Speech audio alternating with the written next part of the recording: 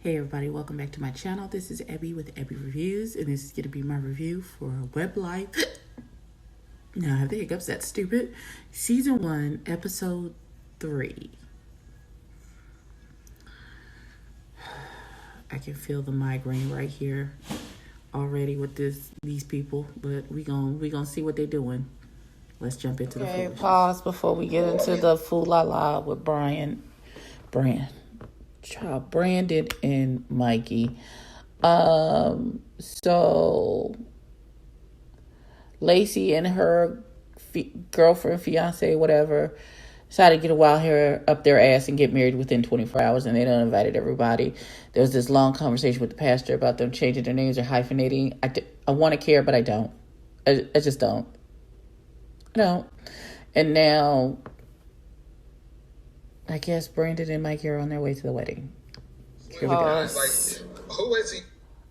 So Mikey says he ain't got a wedding in him to do. Like, he really is not feeling this whole wedding shenanigans and foolishness because he's not married. And there's no prospect for him for a wedding. So, not that he's unhappy for the women that are getting married. He just knows ain't no ring in his foreseeable future. And at this point in his life, he thought he would be married with children by now. Now, he got the kid, but he ain't got no marriage. So he in his feelings about it. And he said the last guy he tried to date ended up liking Brandon. So he's like, this is some bold bullshit. I would like to say I concur and I agree. And I stand in solidarity. It's some old bullshit. Dating sucks. It's the absolute worst. I digress. Let's move on. What the fuck happened? Pause. Mikey said, I'm just sick of this shit. Like, ain't no love anywhere in the horizon. When is it going to be my turn? Why is it always someone else? Why is it never me? Somebody choose me. Pick me. I want to be someone's person. Again, I understand. And I stand in solidarity with you. Until he said, when am I going to meet this man or woman? Burr? What? What you going to... A woman? Okay, pause. Because Brandon is sending me.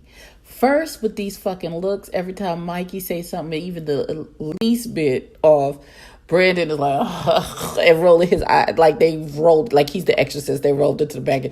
Child, the baby sent me. Now they arrived at Piedmont Park in Atlanta for the wedding, and he's like, this is a huge park, It's not a breeze. You can't just pump through to get to where you're going. You got to know where you're supposed to be at. And he's like, and we running around like chickens with our heads cut off because we don't know where the fucking wedding is. I said, oh. Also, he's giving Carl another chance to redeem himself after showing his whole ass. And you are a much better person than I am. So, Lacey and her fiance, they're exchanging their vows. The location is absolutely beautiful at the park. It's a gazebo in the middle of the park or a portion of the park. I don't know. But what I don't understand is this wig choice that baby girl put. I don't. I understand that it was raining, so a wig choice is always a good choice. But that hairline was hard. It was real hard. It didn't look. That was not a lace front. That's not what. That was a... She got that from the Valero. Jesus. From afar, it looks good. But, that's the only complaint that I have. That's the only complaint. Is that wig. Is a choice. Jesus. Child, because this is stupid. So, they're at the wedding, and Mikey, he told you best that he didn't have a wedding. And so, he is really... you're just doing the most. You're putting 10 on 20, love. If you can not be here for all of the black love, all of the LGBTQIA love wins for them situation, and not be giving dramatic side eyes and rolling your eyes and sighing and all that stuff. You could have just kept all of that internally.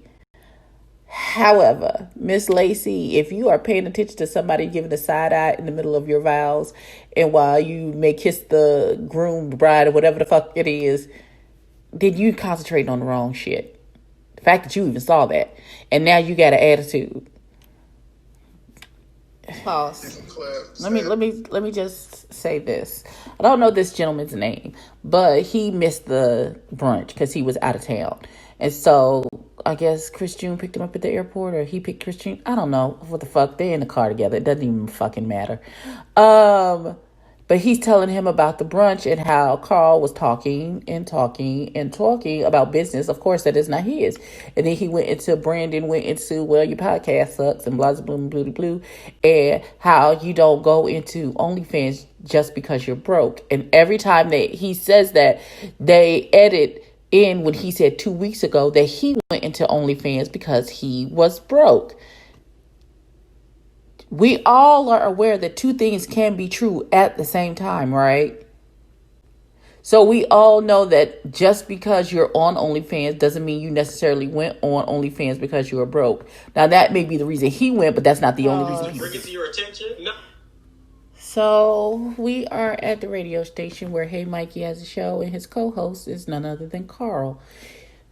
Mikey says that he brought on Carl because got tired of Carl getting overlooked, and he believed in his talent.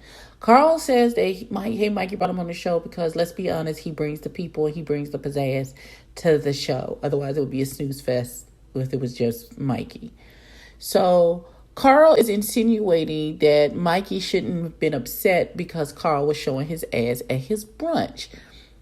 He's talking about I don't feel like you should, just because I'm talking about your friend, don't mean you should be up that upset.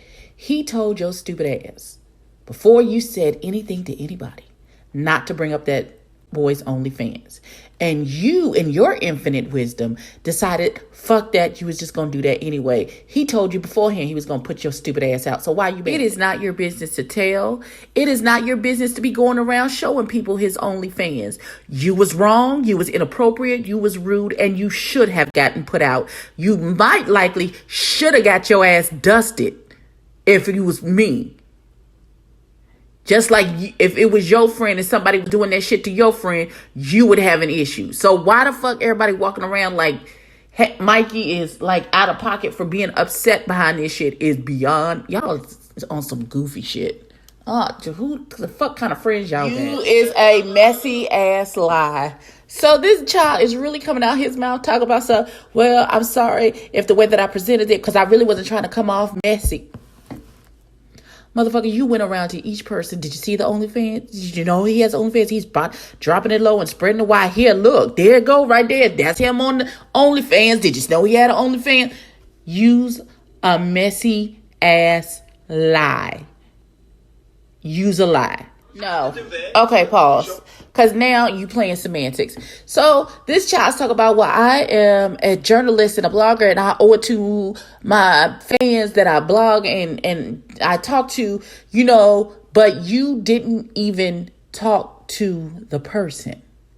You running around to everyone else in that situation except for the person that you are speaking on. If you was a real journalist, if this was really about your journalistic integrity and all of the things that you are saying, then you would have spoken to that person. You wouldn't have gone around and spread that information around everyone in the room trying to get everybody's shocked reaction to finding out that the child has an OnlyFans. You would have just directly talked to that young man, but you didn't because you're mad. For real. Okay, For real. I guess. Girl, nobody cares. Nobody cares. Nobody cares that he rolled his eyes your way. Girl, nobody cares. She busted through the door like she was really like finna do something to somebody because somebody rolled their eyes at your Seriously? Because what? Okay, pause. So now, I'm sorry, girl. That's a bad angle, daughter. Mm-hmm. So, Mikey explains to Hefika I can't remember her name now. What is her name? Oh shit. I'm so old. Child, I don't know. He explains to the baby that it wasn't the fact that he wasn't happy for your marriage, but he just like, it's hard, to put on the happy face and portray, I'm so happy for you when, I feel like I'm standing still and like it may never happen for me. And that just pushes it into your face. And he was like, I was kind of teary-eyed, like I was upset, and it was a thing that I was going through. And she was like, well, hell, now I can't be mad at you, because now I just want to hug you. And he's like, she's like, I love you. And he's like, I love you too. And that's the end of the episode. Final thoughts. Okay, so this episode was short and sweet. It was really just Lacey's wedding and like the aftermath of Carl showing his ass at this event. The show is cute. I'm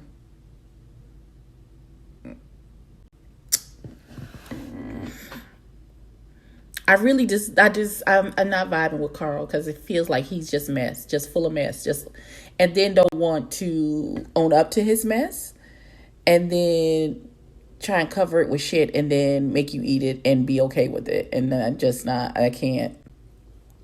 can't. So I don't know. It's too much. Jump in the comments. Tell me, are you watching the Weblyfe Atlanta? Are you liking it? Are you agreeing with Carl? Let me know. Like, comment, and subscribe. Tell a friend to tell a kin. I'll catch you in the next one. Peace.